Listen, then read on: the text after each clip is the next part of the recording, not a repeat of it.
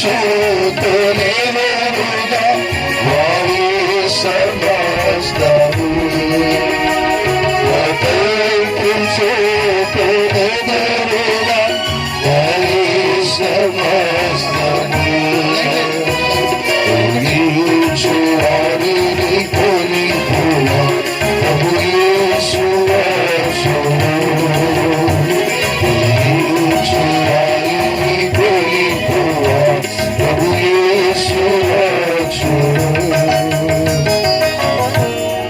దయచేసి ఇక్కడ కూర్చున్న వారిలో సేవకులు కానీ సంఘ పెద్దలు కానీ ఎవరైనా ఉన్నట్లయితే ఇక్కడ చైర్ వేసాం ముందుగా, ఎందుకంటే ఇక్కడ కూర్చోడానికి ఇంకా స్థలము లేదు.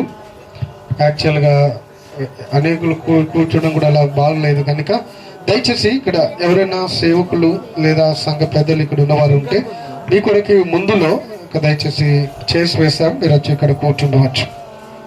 దయచేసి చివరి పాట పాడుకొని మనం వాక్యంలో ప్రవేశిస్తాం. ఇంకొక మనవి ఏంటి అంటే, in front of every one ఇక్కడ కూర్చున్న దైవ సేవకులకు ఒక చిన్న మాట ఏంటంటే, ఇవ్వబడుతున్న సమయములో ఆ యొక్క సమయం యొక్క పరిధిలో మీరు వాక్యాన్ని బోధించాలని పేరిట మనవి చేయబడతా ఉన్నారు. ఎందుకంటే అనేకులు ఉన్నారు, ఇంకా రాబోతూ ఉన్నారు. దయచేసి ఒక్కొక్కరు ఒకవేళ ఇవ్వబడితే 10 నిమిషాలు లేదా at the most 12 minutes, not more than that we should exceed. ఎందుకంటే అనేకులు ఉన్నారు వాక్యమును పరిచయం చేసేవారు. మళ్ళీ మధ్యలో పాటలు పాడాలా, సాక్ష్యాలు కూడా ఉంటాయి. దయచేసి ఇంకొక మనవి ఏమిటి అంటే, బంధువుల నుండి కానీ శంకరపల్లి స్థానిక సంఘం నుంచి వారు ఇంకా వస్తున్నారు, మార్గ మధ్యలో ఉన్నారు, లేదా ఇక్కడ ఉన్న యవనస్తులు, young girls and young boys are there. If you want to share any testimony regarding Stalin కొరకే సాక్ష్యాన్ని పంచుకోవాలని ఆశ ఉంటే దయచేసి మీరు కూడా సిద్ధపడాలని పేరిట మనం చేయబడింది. ఎందుకంటే ఇదే చివరి దినము.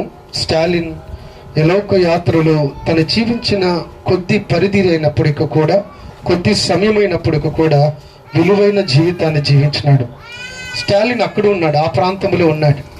స్థానిక సంఘములో ఎలా ఉన్నాడు, తన ఆత్మీయ జీవితంలో ఎలాగ ప్రభు కొరకే నమ్మకంగా జీవించాడు అనేది ఇక్కడ ఉన్న వారు అనేకులకు తెలియదు. అనేక పర్యాలు సాక్ష్యము ద్వారా కూడా ఇతరులు తట్టబడతారు.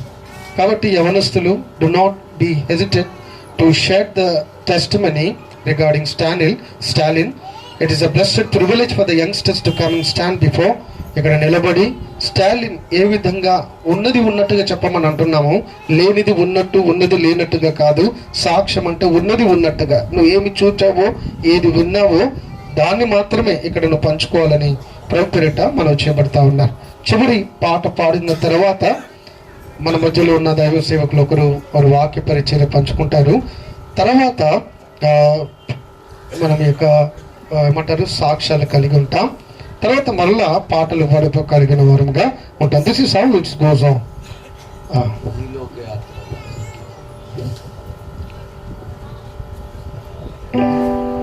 పాట సంఖ్య 535. ఈ లోక యాత్రలు మానవుని జీవితము. అపోస్తలుడైన పౌలు సెలవిస్తాడు, ఈ లోకములో మనం అందరము ఎవరము అని అంటే యాత్రికులమే. ఒక స్థలములో ఎక్కి ఇంకొక స్థలములో దిగేవారమే. ఒకానొకప్పుడు మనం ఈ స్థలమును వదిలిపెట్టాలా. ఎవరికి ఈ స్థలము శాశ్వతమైనది కాదు. ఒకరు ముందు ఒకరు వెనకాల, అంతే. కాకపోతే స్టాలిన్ ముందు పోయాడు. కాబట్టి ఎక్కడికి పోయాడు అని అంటే పర్మనెంట్ అడ్రస్, అంటే ఏమంటారంటే ప్రభుత్వం ఉండడానికి. మన చివరి యొక్క అడ్రస్ ఏంటి అంటే ప్రభువైన యేసుక్రీస్తు వారే. కాబట్టి ఆ బిడ్డకు ఆ పిలుపు ప్రభు తొందరగా ఇచ్చాడు. తర్వాత మనం వెళ్ళవలసిందే. కానీ అందరూ ప్రభు ఉన్న చోటుకి వెళుతారా లేదన్నది ప్రశ్న. కానీ స్టాలిన్ వెళుతాడు. ఎందుకు వెళుతాడంటే ప్రభువైన యేసుక్రీస్తుని సొంత రక్షకునిగా అంగీకరించినాడు. ఈ కూడికలో ఒకవేళ ఇంకను నువ్వు యేసు ప్రభుని సొంత రక్షకునిగా అంగీకరించలేకపోతే, this is the very blessed time. This is a given great opportunity for you to accept the Lord Jesus as your personal Savior. ఈ లోక యాత్రలో నేను సాగుచుండా ఒకసారి నవ్వు ఒకసారి ఏడుపు. దయచేసి మనం పాడుకుందాం. మానవ యాత్రలో ఒకసారి నవ్వు ఉంటుంది, ఒకసారి ఏడుపు ఉంటుంది. ప్రసంగి గ్రంథం 3వ అధ్యాయం ప్రకారముగా for everything there is a time. ప్రతి దానికి సమయము కలదు. నవ్వుటకు ఏడ్చుటకును కదా, ఏమంటారు, పొందుటకును కోల్పోటుకును ఇవన్నిటికీ సమయము కలదు అని జ్ఞాని అయిన సొలొమోను ఈ యొక్క మాటలు రాస్తున్నాడు. దయచేసి ఈ పాట పాడుకుందాం.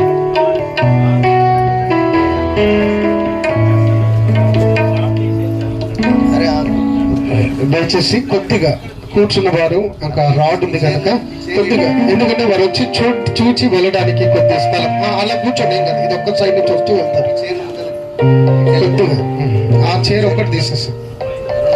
చైర్లు కూడా సరిగ్గా వేయలేదు. ఏమనంటే ఎటరా Vivek boy, see how the chairs are been arranged, just make it proper.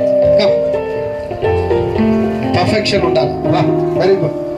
ఈ లోక యాత్రలోనే సాగుచుండా, ఈ లోక యాత్రలోనే సాగుచుండా, ఒకసారి నవ్వు ఒకసారి ఏడ్పు, ఒకసారి నవ్వు ఒకసారి ఏడ్పు, అయినాను క్రీస్తు నా తోడుండు, అయినాను క్రీస్తు నా తోడనుండు. ఈ లోక యాత్రలోనే సాగుచుండా, ఈ లోక యాత్రలోనే సాగుచుండా, జీవిత యాత్రం ఎంతో కఠినము, జీవిత యాత్ర ఎంతో కఠినము, ఘోరాంధకార తుఫానులున్నాయి, ఘోరాంధకార తుఫానులున్నాయి, అభ్యంతరములు ఎన్నెన్నో, అభ్యంతరములు ఎన్నెన్నో, రక్షించేదెవరు, రక్షించేదెవరు. ఈ లోక యాత్రలోనే సాగుచుండా, ఈ లోక యాత్రలోనే సాగుచుండా, హృదయాము శుద్ధి నడుచుకున్నాను, హృదయాము శుద్ధి నడుచుకున్నాను, నా చేతులంతో పరిశుద్ధపరచ, నా చేతులంతో పరిశుద్ధపరచ, అనుకొనని రీతి అపవాది వచ్చి, అనుకొనని రీతి అపవాది వచ్చి, నా జీవితములో నిరాశపరచే, నా జీవితములో నిరాశపరచు. ఈ లోక యాత్రలోనే సాగుచుండా, ఈ లోక యాత్రలోనే సాగుచుండా, నీవే ఆశ్రయం క్రీస్తు ప్రభువా, నీవే ఆశ్రయం క్రీస్తు ప్రభువా, అనుదినము నన్ను ఆదరించెదవు, అనుదినము నన్ను ఆదరించెదవు, నీతో ఉన్నాను విడువాలేదనెడు, నీతో ఉన్నాను విడువాలేదనెడు, నీ ప్రేమ మధురాస్వరము విన్నాను, నీ ప్రేమ లోక యాత్రలోనే సాగుచుండా, ఈ లోక యాత్రలోనే సాగుచుండా, ఈ అనుభవముతో నీ నడచుకుందు, ఈ అనుభవముతో నీ నడచుకుందు, ప్రియ యేసు వైపు నేను చూచూచు, ప్రియ యేసు వైపు నేను చూచూచు, గతమూనంతా నేను మరచిపోయేదను, గతమూనంతా మరచిపోయేదను, కన్నీరు తుడుచు నా ప్రియ ప్రభువు, కన్నీరు తుడుచు నా ప్రియ ప్రభు. లోక యాత్రలోనే సాగుచుండా, ఈ లోక యాత్రలోనే సాగుచుండా, తోడై ఉండెదవు అంతాము వరకు, తోడై ఉండెదవు అంతాము వరకు, నీవు విడువావు అందరూ విడిచినను, నీవు విడువావు అందరూ విడిచినను, నూతన బలమును నాకు సగేదావు, నూతన బలమును నాకు సగేదావు, ఏ స్థిరము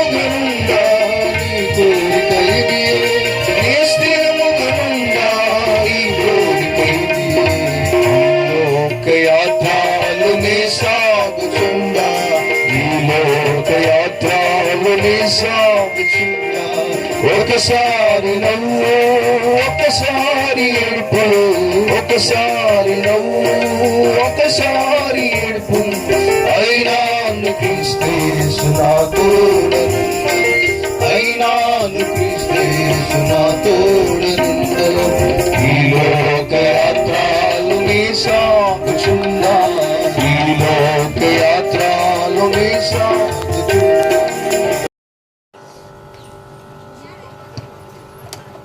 మన మధ్యలో సోదరుడు ప్రభుదాస్ బ్రదర్ వాక్యం పంచుకుంటాడు. దయచేసి అందరూ కూడా సమయమును పాటించి స్టాలిన్ విషయం, ఎందుకంటే స్థానిక సంఘములో నుండి స్టాలిన్ ఉన్నాడు కనుక కదా, స్టాలిన్ గురించి కొద్దిగా పంచుకుంటూ దేవుడి వాక్యాన్ని 10 నిమిషాల్లో పంచుకోవడానికి ప్రయత్నం చేస్తాం. దయచేసి ఎవరైనా దూరం నుంచి వచ్చిన వారు టిఫిన్ చేయలేని పక్షముగా మీ కొరకై టిఫిన్ కూడా సిద్ధపరిచి ఉంటుంది. దయచేసి ఎవరైనా సరే మీరు నిశ్శబ్దంగా లోనికి వెళ్ళి అక్కడ టిఫిన్ ఏర్పాటు చేయబడి ఉంటుంది. టిఫిన్ చేసి మళ్ళీ యథావిధిగా వచ్చి మీరు ఆ స్థలంలో కూర్చోవాలని ప్రభు నా పేరిటగా బ్రతిలాడుతూ ఉంటున్నాం. దయచేసి వాక్యంలో ప్రవేశిస్తూ ఉన్నాం. అతి శ్రేష్టమైన సమయము ఇది, దేవుని సమయము. ఎందుకంటే వాక్యము దేవుడై ఉన్నాడు. వాక్యమే మన జీవితాలను సిద్ధపరిచేది, మన జీవితాలను బలపరిచేది, మన జీవితాలను ఆదరించేది, మన జీవితాలను స్థిరపరిచేది కూడా దేవుని వాక్యమే. కాబట్టి ఈ వాక్యములో ప్రవేశిస్తున్నప్పుడు ఎవరు కూడా దయచేసి మాట్లాడకూడదు. ఈ వాక్యము మన కొరకు మనను సిద్ధపరచడానికి దయచేసి శ్రద్ధగా వినాలని పేరిట మనం చేపడుతూ ఉన్నారు. ఇక్కడికి రా, ఎందుకంటే అది స్ట్రైట్ ఉంది కదా.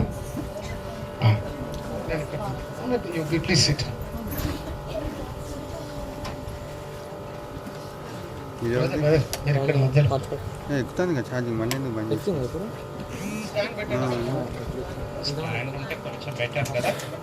ఓకే, దయచేసి గమనించండి. ఈ మైక్ ద్వారా వింటున్న ప్రతి ఒక్కరికి కూడా కొద్దిసేపు ఇందులో సిమ్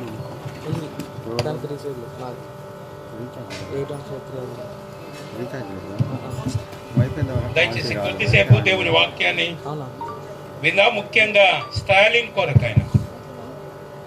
కొరకైన కొన్ని మాటలు కూడా తర్వాత దీంట్లో కలిపి మనము మాట్లాడడానికి అయితే వినడానికి ప్రయత్నం చేద్దాం. స్టాలిన్ కుటుంబాన్ని ఆదరించడానికి చేరి వచ్చిన ప్రతి ఒక్కరిని బట్టి వందనాలు. చూడండి, ఒక చిన్న మాటను ధ్యానిద్దాం. సమూయేలు రాసిన 2వ గ్రంథము 7వ అధ్యాయం. సమూయేలు రాసిన 2వ గ్రంథము 7వ అధ్యాయము 20వ వచనాన్ని అందరం కలిసి, ఒకవేళ బైబిల్స్ ఉంటే దయచేసి కలిసి చదువుకోవడానికి ప్రయత్నం చేద్దాం. సమూయేలు రాసిన 2వ గ్రంథము 7వ అధ్యాయము 20వ వచనం అందరం కలిసి. యెహోవా నా ప్రభువా, నీ దాసుడనైన నన్ను నీవు ఎరిగి ఉన్నావు. సమూయేలు రాసిన 2వ గ్రంథం 7వ అధ్యాయం 20వ వచనం. ఈ మాటలు రాస్తుంది ఎవరు అనంటే దావీదు రాసినటువంటి మాట. ఏమని రాస్తున్నాడంటే పైనుంచి చాలా విషయాలు రాసి 20వ వచనానికి వచ్చిన తర్వాత తను అంటున్న మాట ఏంటంటే, యెహోవా నా ప్రభువా, నీ దాసుడనైన నన్ను నీవు ఎరిగి ఉన్నావు అనంటే దేవుడు దావీదును ఎరిగినాడు. దావీదు ఏంటో దేవుడికి తెలుసు. అందుకే దావీదు అంటున్న మాట ఏంటంటే, నువ్వు నన్ను ఎరిగినావు, నా పరిస్థితి ఏంటో తెలుసు, నా ఆత్మీయత ఏంటో తెలుసు, అసలు నేనేంటో తెలుసు కదా. ఈరోజు స్టాలిన్ కూడా మన మధ్యలో ఇస్తున్న సాక్ష్యం ఏంటో తెలుసా? చేరి వచ్చిన మనందరితో కూడా స్టాలిన్ గుర్తు చేస్తుంది ఏంటంటే, నేనేంటో దేవుడికి తెలుసు, నా జీవితం ఏంటో దేవుడికి తెలుసు, నా ప్రవర్తన ఏంటో దేవుడికి తెలుసు, నా ఆత్మీయత ఏంటో కూడా దేవుడికి తెలుసు. కాబట్టి దేవుడు ఈరోజు అదే లూకా సువార్త 2వ అధ్యాయంలో ఉండే మాట ఏంటంటే, జకర్యా చూడండి, చదువుదాం లేకపోతే ఆ మాటను కూడా చూడండి. లూకా సువార్త 2వ అధ్యాయం. జకర్యా తన పనిని సంపూర్తి చేసి ఆ మాట చదువుదాం చూడండి. లూకా సువార్త 2వ అధ్యాయము మొదటి అధ్యాయము చూడండి ఆ మాట. మొదటి అధ్యాయము 20 చూడండి ఆ మాట 2వ అధ్యాయమా 23వ వచనం, మొదటి అధ్యాయం 23వ వచనం. అతడు సేవ చేయు దినములు సంపూర్ణమైనప్పుడు తన ఇంటికి వెళ్ళాను. తన సేవ చేసే దినాలు సంపూర్ణమైనాయి కాబట్టి ఇతను ఏం చేసినాడంటే తన ఇంటికి వెళ్ళినాడు. ఈ స్టాలిన్ కూడా గుర్తు చేస్తుంది అదే మాట ఈరోజు. నేను 19 సంవత్సరాలు బ్రతికినానని అనుకుంటున్నారేమో, కానీ దేవుడు నన్ను ఎరిగినాడు. నా ఆత్మీయత తెలుసు. నేను దేవునికి ఎలా కావాలో అలా జీవిస్తూ వచ్చినాను. కావాలంటే నా సంఘాన్ని అడగండి, కావాలంటే నా సేవకుని అడగండి, లేదా కావాలంటే నాతో సహవాసం చేసిన నా ఫ్రెండ్స్ని అడగండి, చెబుతారు స్టాలిన్ అంటే ఏంటో. నిన్న చూస్తూ వచ్చినాం అద్భుతంగా. ఈరోజు అంటే మాట్లాడుతూ అన్న మాట ఏంటంటే 55 సంవత్సరాలు ఉంటున్న నేను కూడా ఒక 10 మంది స్నేహితుల్ని నా కొరక ఏడ్చేవారిని సంపాదించలేదు, కానీ స్టాలిన్ 100 మందిలో వచ్చినారు. కారణం ఏంటో తెలుసా? దేవుడు అంటే దేవుడు తనంటే దేవుడికి తెలుసు.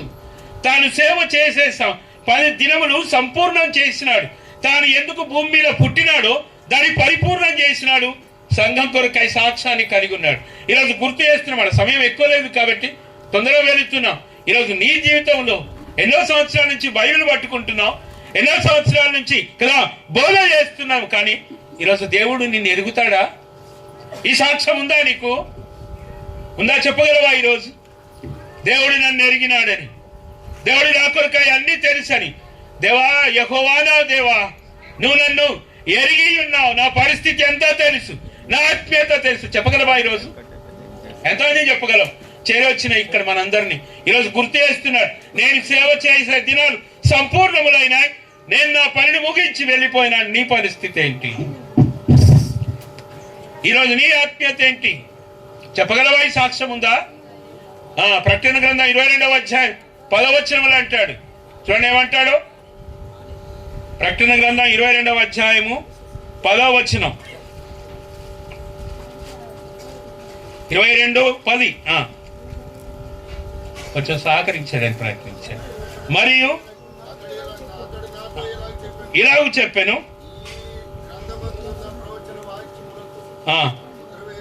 అదైతే క్షమించండి. 12వ వచనం చదవండి.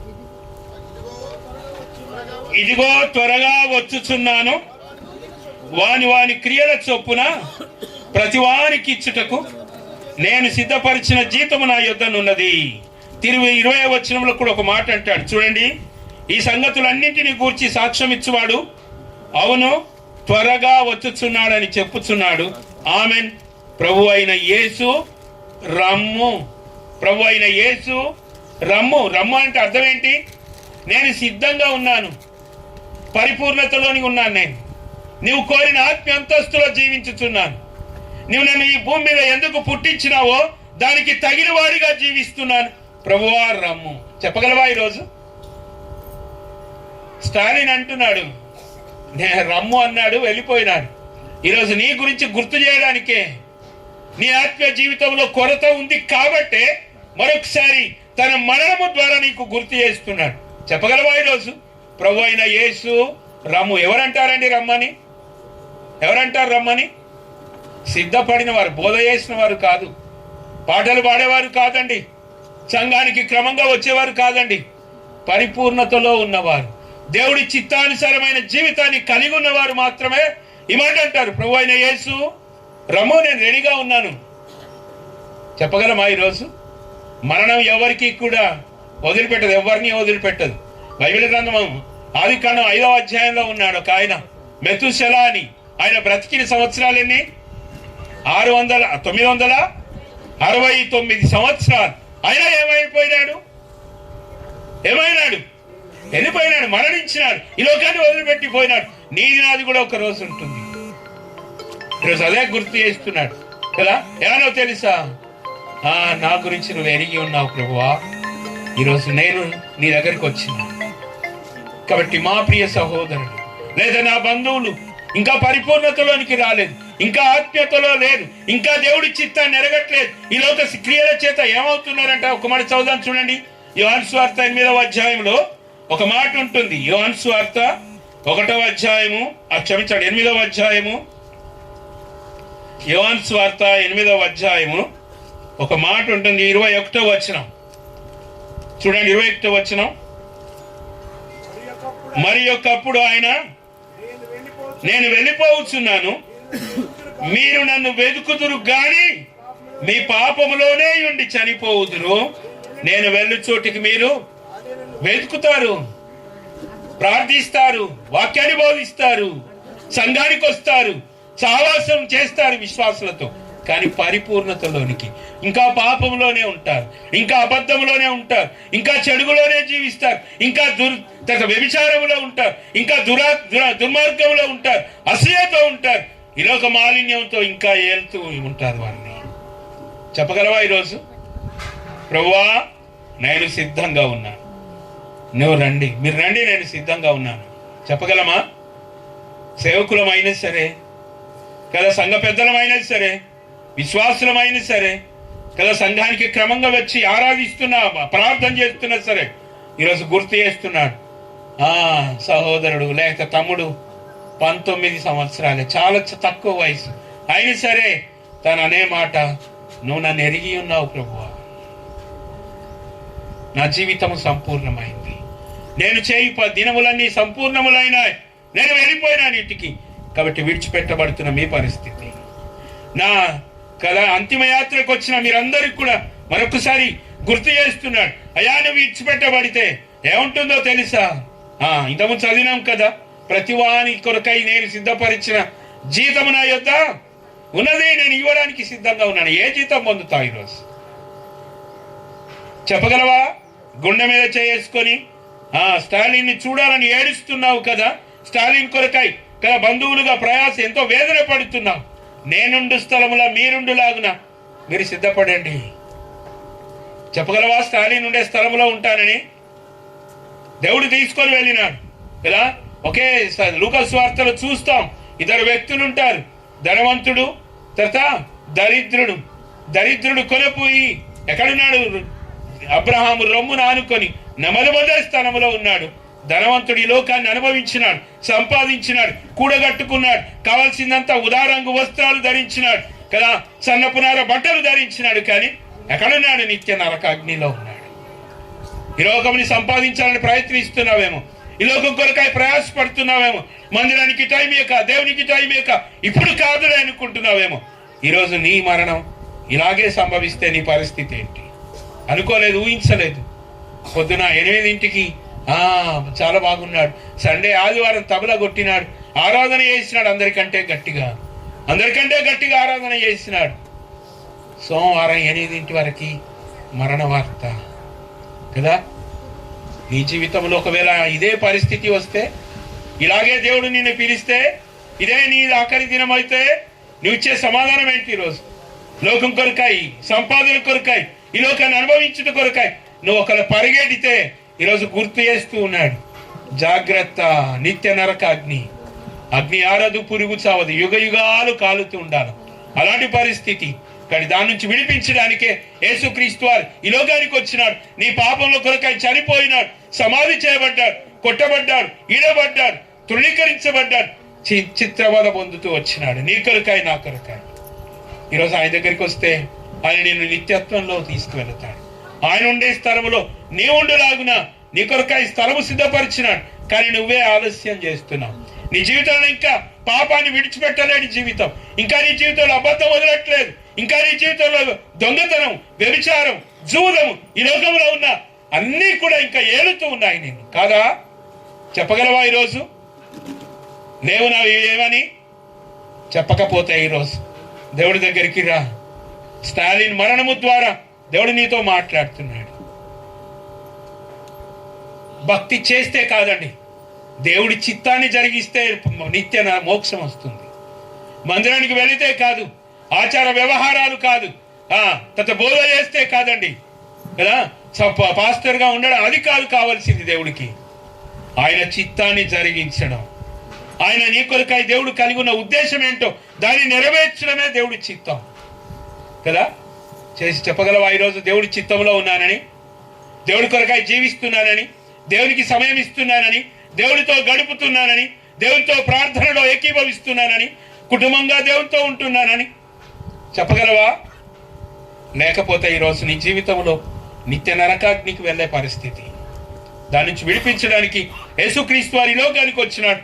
ఆయన చేతులు చాచి పిలుస్తూ ఉన్నాడు. దినమెల్లా ప్రకటన గ్రంథంలో అంటాడు, దినమెల్లా తలుపు దగ్గర నిలుచుండి తట్టుచున్నాను. ఎన్నో కూడికల ద్వారా దేవుడితో మాట్లాడినాడు. కానీ నువ్వు మార్చుకోలేని పరిస్థితి. నీ బ్రతుకు మార్చుకోలేదు, పాపాన్ని విడిచిపెట్టలేదు, పాపాన్ని ఇంకా ఏలుతూనే ఉన్నావు. అది నీ వాకిట పొంచి ఉంది, నీకు వాంఛ కలుగుతుంది, అది నిన్ను ఏలుతూ ఉంది పాపం. దాని నుంచి విడిపించడానికే యేసుక్రీస్తు వారు వచ్చినారు. వస్తావా యేసు ప్రభు వారి దగ్గరికి?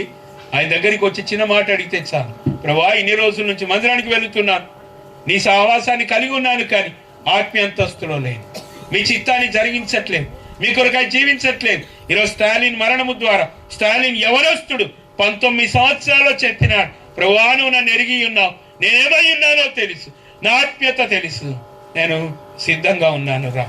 కదా మీకు తెలుసా, స్టాలిన్ గడిచిన ఇంతకుముందు మాట్లాడితే వింటూ వచ్చినాం, వారం 10 రోజుల నుంచి కొంచెం ఆ బాధతో బాధపడుతూ వచ్చినాడు. తల్లిదండ్రులకు చెప్పలేదు. కారణం ఏంటో తెలుసా? తాను సిద్ధపడినాడు, తాను దేవుని దగ్గరికి వెళ్ళడానికి సిద్ధపడినాడు, తన జీవితాన్ని మార్చుకున్నాడు, తన ప్రవర్తనని మార్చుకున్నాడు, ఎవరెచ్చని వదిలిపెట్టేసినాడు. నీ జీవితంలో సంవత్సరాలు గడుస్తున్నా ఇంకా పాప జీవితమే. ఎన్నో సంవత్సరాలు అయింది రక్షించబడి ఆరాధిస్తున్నావు, కానీ బలలో పాలు పొందుతున్నావు, కానీ నీ పాప జీవితాన్ని మార్చుకోలేదు. యవనస్తుడండి, యవనస్తుడు 19 సంవత్సరాలు. తాను చెప్పగలదు ఈరోజు. తానే కాదండి, సంఘం అంతా చెప్పగలదు. ఇప్పుడు తర్వాత కంపల్సరీ వింటారు చూడండి అతని కొరకు. ఎంత అద్భుతమైన సాక్ష్యం కదా, సంఘము సాక్ష్యం, సేవకుడు సాక్ష్యం కదా.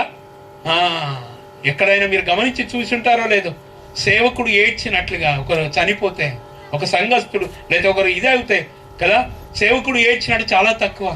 కానీ స్టాలిన్ చనిపోతే తన సేవకుడు ఏడ్చినాడు. తెలుసా మీకు? నీ గురించి ఎవరైనా ఏడుస్తారా? నీ గురించి ఎవరైనా ఇలాంటి కదా అంతస్తులో ఉన్నావా, సంపాదించుకున్నావా? లేకపోతే ఈరోజు యేసు ప్రభు దగ్గరికి రా, నీ పాపాలు క్షమిస్తాడు, నిత్యత్వానికి తీసుకువెళ్తాడు. ఇలా ఉండుట కొరకు ఈ దేవుడు మనకు సహాయపడును కాక. వాక్య నిమిత్తమై మన మధ్యలో సోదరుడు రత్నమన్న